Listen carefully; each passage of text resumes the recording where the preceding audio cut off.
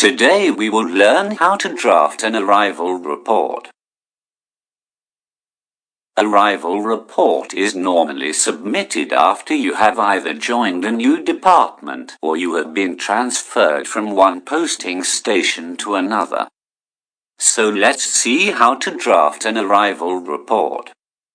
In arrival report we write down our name, designation and the order of ID which we are given the new duty station, and then we write that we hereby submit our arrival.